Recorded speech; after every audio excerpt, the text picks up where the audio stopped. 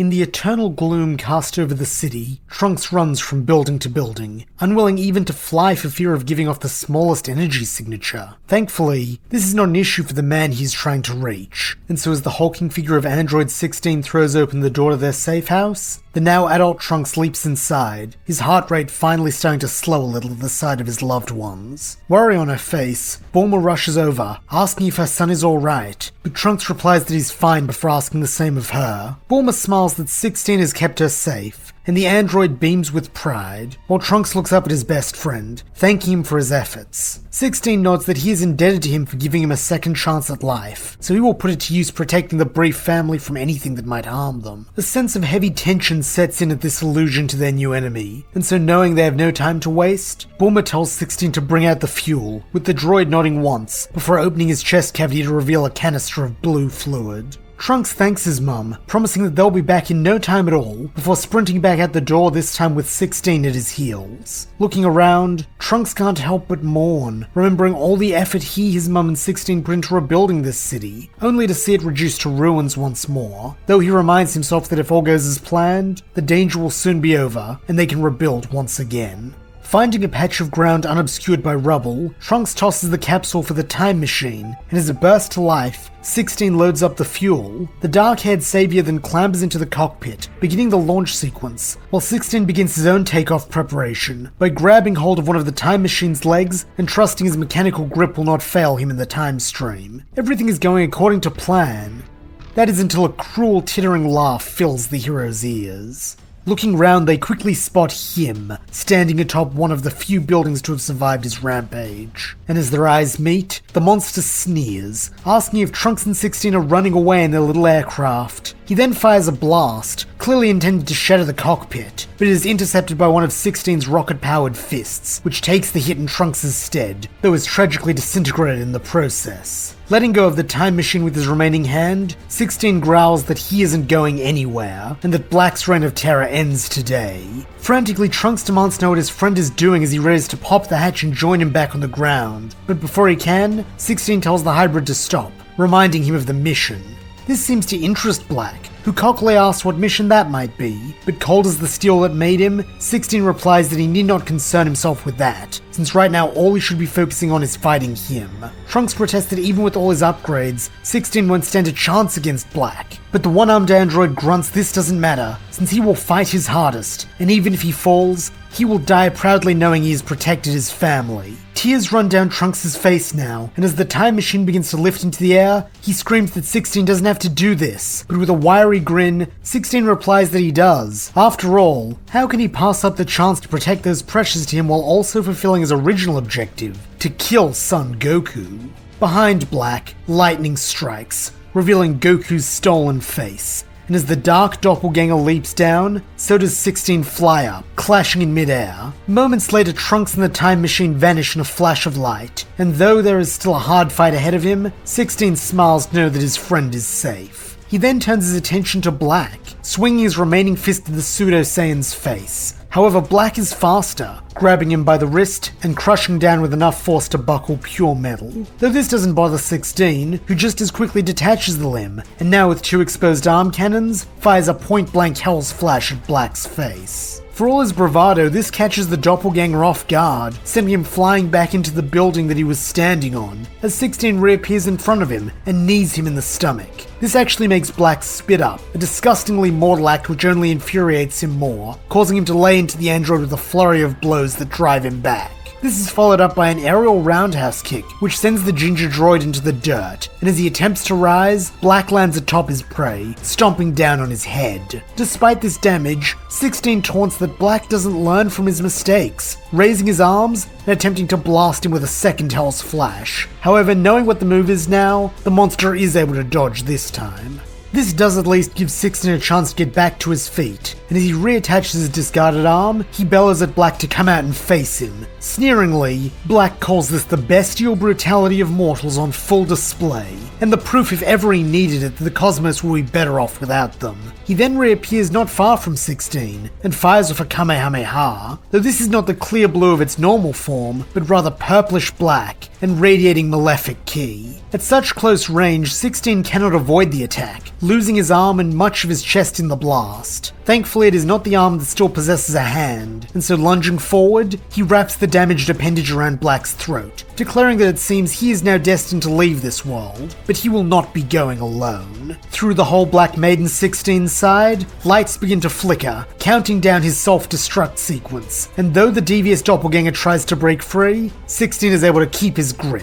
Soon the time enters its final stretch, and with pride in his voice, 16 declares that Black's evil days are done, before beginning to count down the last few seconds. As he does this, Black gives up on his frantic bid to escape, his face becoming almost serene, and 16 wonders if he has accepted the inevitability of his end. However, this is not the case, as moments later a blade of ki bursts through 16's chest, destroying the timer and leaving the bomb inert. Looking down, 16 sees that it is the same sinister ki as the Kamehameha, though he is not left to wonder at the source for long, as they quickly retract the blade through his back, before giving two more swift slices, one at his wrist to free Black, and the other through his neck so that his head clatters to the floor. From the ground, 16 sees the newcomer's face, and it is the last person he would have expected. Dressed head to toe in the same grey and black garb as the imposter Goku is an adult Gohan. Clearing his throat after having it grappled, Goku Black thanks his ally for his assistance, with Gohan Black saying it was his pleasure, though he was surprised to see him struggling against this inferior machine. Scorn in his voice, Goku Black replies that it has its share of base cunning, so his partner should be careful, but Gohan Black smirks that of course it has cunning. It is an abomination of the highest order, a facsimile of life created by mortals so they may mimic the gods. Angrily, 16 barks that he may be artificial, but his life is real. He has known the pride of achievement, the pain of loss, and the love of his family just like any other man, so how dare these imposters call him a fake? Fury burns in the two dark-clad figures' faces at this, though their voices remain low and haughty, as they declare that they are not imposters, they are gods, so it is their right and their right alone to judge. To contradict their will is to sin, and for the myriad of sins 16 has committed, he will be justly punished. Glaring up at them, 16 retorts that they can do whatever they want to him. Soon Trunks will return more powerful than ever. However, instead of showing any fear at this declaration, Goku Black merely smiles that they're counting on it, before he and his comrade turn their godly wrath on the unarmed android. Meanwhile, in another timeline, another Trunks is facing a Goku-related problem of his own. However, it is not one of survival, but rather of pride. Ever since his uncle Kakarot showed off Super Saiyan God during the tournament on the Supreme Kai's world, Trunks has been working around the clock to attain it for himself, knowing that it is the next step on his path to becoming the strongest. Unfortunately, every attempt so far has been a failure, and while this normally would not bother the teen, his father and Nappa have had no such trouble unlocking it, and with Gohan having his Super Saiyan Rage form, this means he is the only Saiyan without godly ki. And to make matters worse, it seems that no one can help him resolve this problem, as each of the people who would usually turn to have some sort of impediment that stops them from teaching him. For Whis, it is that he's returned to Beerus's planet, and though he said this is because he believes the Saiyans would benefit from some self-directed learning, in truth it is at Beerus's command, since with so many godly Saiyans popping up, the Destroyer God feels that he is in need of some extra training, just to make sure he is still the top cat. His dad also can't help, since he is still a relative novice in the ways of godly ki, barely being able to control it, let alone teach someone else how to use it. Gohan does not have this particular problem, though ever since returning from the secret world of the Kais, he's been acting weird. And more than once, Trunks has caught him kai-kaiing off the lookout at night and not returning until the wee hours of the morning. Not sure what to do, Trunks turns to the last of his mentors, who in spite of his lack of God Ki, can at least offer practical advice, and that is Tien. Tien's solution, as with everything, is to keep training rigorously, though when this fails to yield results, he does add an addendum. Why not study the form alongside its originator, Goku? Trunks admits that he hadn't thought of asking Uncle Kakarot for help, but figures it couldn't hurt, so knowing that his best way to get to the other world without dying is Gohan, lays a trap to ensure his cousin will take him. Staking out the Guardian's chambers one evening after another day of training on the lookout, he hears the telltale sign of Kai, and so takes a seat on Gohan's bed, waiting for his return. As expected, Gohan doesn't return until nearly 3 AM, but having braced himself for the long haul, Trunks is still awake, and so makes an accusatory sound when his cousin appears back in his room. Jumping, Gohan asks what the boy is doing here, and with an evil grin, Trunks replies that he was waiting for Gohan to come back from... you know... Sweating bullets, Gohan asks if Trunks really knows about that, and with the casual bluff of a master gambler, Trunks replies that of course he does. After all, it's not like Gohan's being all that subtle. Gulping, Gohan cries that he knew it, but before he can ramble on, Trunks cuts him off, saying he could be convinced not to tell everyone if Gohan does him a little favor. Still looking panicked, Gohan asks what the favor is, and with that grin still plastered on his face, the son of Reddit answers that he wants his cousin to take him to the Supreme Kai's world in the morning. Sighing with relief that this is all Trunks wants, Gohan happily agrees, promising to take him so long as Trunks keeps his mouth shut about this. The next morning the pair set off bright and early, and when they arrive on the sacred world of the Kais, Goku greets them as though he'd been expecting them. This catches Gohan off guard, asking his dad what's going on, but Goku replies that he thought they were here to come with them to Universe 10 for his fight. With a hint of sternness, Kibito reminds Goku that this isn't a fight, it's a friendly sparring match so he shouldn't go overboard. But Goku shrugs that they'll just have to see how strong this Zamasu guy is. After all, it's not every day he gets invited to fight one of the strongest gods of another universe. Piecing together the situation from context clues, Trunks' eyes go wide, and he declares that he definitely wants to come along, since having 2 uses of God Ki will be of great use to him. Beaming, Goku says the more the merrier, before asking if Gohan's coming too, though with a slight shake of his head, the young Guardian declines, saying that he has to get back to the lookout, but he'll be cheering for his dad. He then Kai's away, and not long after Shin and the Grand Supreme Kai join Goku, Trunks, and Kibito, so they can do the same. To Trunks' eye, it appears as though the color of the sky has suddenly changed, since the area he reappears in is shockingly similar to the one he just left, with the only key difference being the sky is yellow instead of pink. Waiting to greet the Universe 7 procession are 2 figures, both Kais from their appearance and clothes, one of whom is elderly with yellow skin, while the other is green-skinned and youthful. The latter of the pair bows to the newcomers, welcoming them to Universe 10's sacred world of the Kais, and introducing himself as Zamasu, and his master is Goasu. Anything more the young Kai might have to say is then cut off by Goku, who exuberantly introduces himself, before sticking out a hand to shake. For the briefest moment, Zamasu regards the hand as though it was something repellent and filthy, but in an instant this disdain is gone, and he smiles as he placidly shakes hands with Goku, saying he saw his battle with the other Saiyans on GodTube.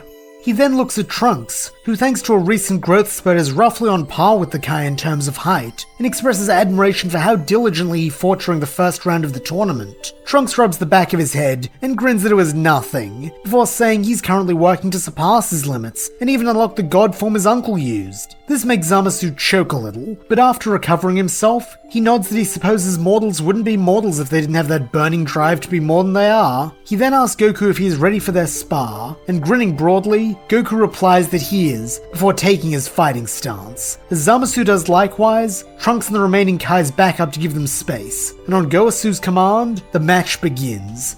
The 2 fighters then lunge at each other, with Zamasu using his ki to turn his chops into blades of pure energy. As one of these leaves a gash on Goku's cheek, the Saiyan grins that he better turn up the heat, transforming into Super Saiyan to try and level the playing field. However, even this is not enough, as Zamasu manages to dodge the hit he throws in return, before delivering another cut up Goku's arm. Jumping up to Super Saiyan 2, Goku finally manages to match Zamasu, with both giving and receiving a roughly equal number of blows. Smiling, Goku says he sees why Zamasu is so well regarded, since not many people can keep up with him in Super Saiyan 2, but with a sigh, Zamasu replies that he knows Goku's holding back, so please come at him with his Super Saiyan God form.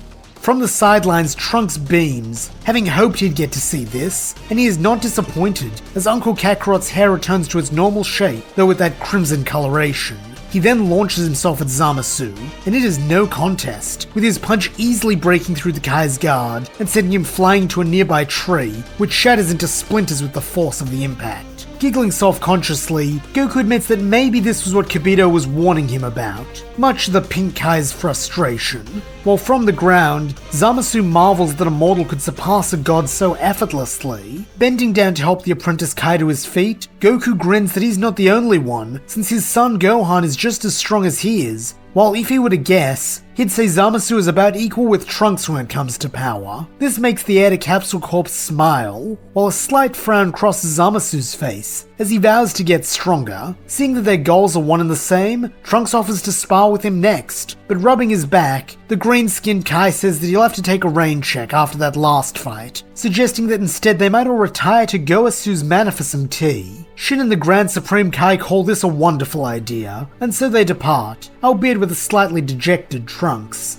After a few hours of friendly conversation but no more sparring, it comes time to go, though not before Trunks extracts a promise out of Goasu to be allowed to return in the near future so he may test his mettle against Zamasu. Goasu smilingly calls this a promising attitude, and so offers Trunks to return anytime he pleases, much to Zamasu's displeasure, though the green-skinned Kai does mostly manage to conceal this. It is only when their guests from the 7th are gone that he lightly chides his master, asking what he was thinking letting mortals onto the sacred world, let alone inviting them back. Sighing as though this is an old fight, Goasu admonishes Zamasu's dislike for mortals before bidding him to think deeply on this prejudice, as it may one day do him great harm as a Supreme Kai. Back in Universe 7, Trunks is returned to the lookout by Goku, who promises to give him some Super Saiyan God training tomorrow, and this does manage to lift his somewhat gloomy mood. However, any thoughts of tomorrow are promptly pushed to the side as Trunks takes note of the odd state the lookout is in. It's completely deserted, with even Gohan being gone, despite his claims of needing to stay home and work.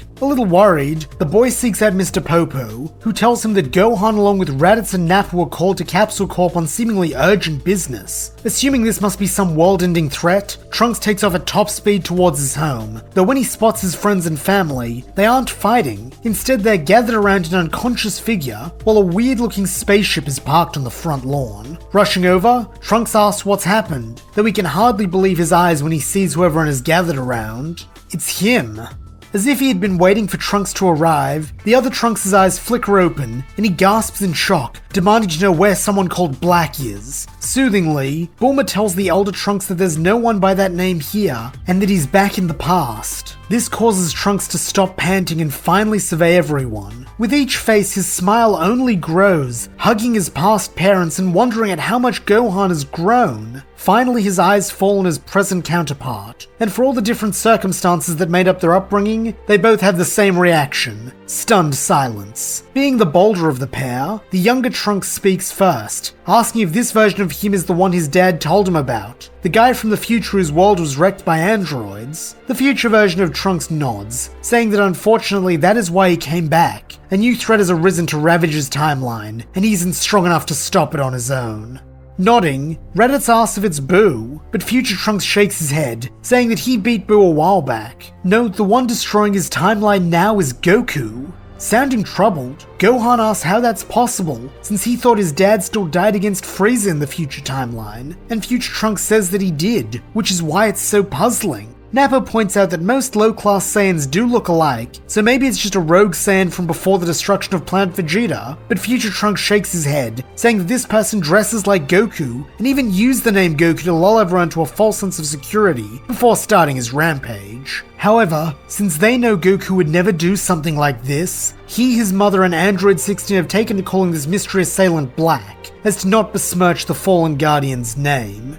Looking very serious at the thought of anyone tarnishing his dad's reputation, Gohan promises that he will help future Trunks get to the bottom of this and defeat Black, while beside him, the rest of the Z fighters including present Trunks nod their agreement. From above them, a supercilious voice cackles that it's adorable how Trunks thinks gathering more worthless mortals will actually change God's judgment. And as all eyes turn to the sky, they see what future Trunks was talking about. Goku, but emanating an aura of purest evil.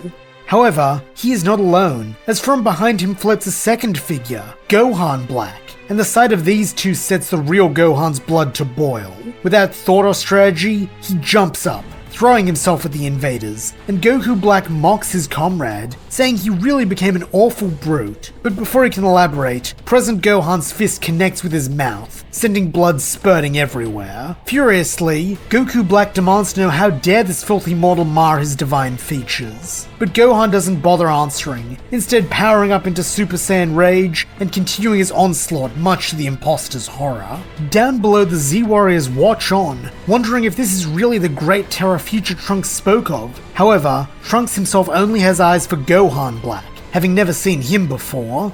Noticing this attention, Gohan Black lands softly before them, sneering they all look like they've seen a ghost, while future Trunks asks if he's with Black. Coldly, Gohan Black scowls that is the same name Trunks' android friend calls his compatriot. How utterly primitive. But yes, they are allies. He then adds that speaking of the android, he has a gift from him, before pulling out the hard drive that contains 16's memories and personality. Future Trunks doesn't have to ask how the sadistic Pseudo Saiyan got that, and so instead coldly orders him to hand it over now. But with a cruel laugh, Gohan Black says that isn't the gift is a message, that if he continues to stand in their way, he will end up just like this machine. Then, quick as a flash, he crushes the drive in his hand, destroying any hope of the heroic android being revived. Roaring in fury, Future Trunks ignites his key sword and runs at Gohan Black. But sidestepping the swing, the invader taunts that he is not here to fight. He simply came to deliver the message. However, since this brat won't take the hint, he'll have to force the issue. He then raises a hand, firing off a small orb of ki, but instead of hitting any of the heroes, it instead strikes the time machine, turning it to dust. This draws everyone's eyes, and as Goku Black uses this opportunity to extract himself from Gohan's beating, Gohan Black tells him it's time to go. For a moment it looks like the Goku imposter will refuse, a clear bloodlust in his eyes, but when he sees the steely determination on his partner's face, he acquiesces, raising the index finger on his right hand and creating a portal for them both to flee through. As this portal dissipates, so does Trunks' only way home, leaving him marooned in the past, while his own timeline is completely at the mercy of Goku and Gohan Black. And that's where we'll leave things for now. Thank you so much for listening. I hope you enjoyed it. And if you did, please don't forget to like, subscribe, and leave your thoughts, suggestions, or screams of rage in the comments below.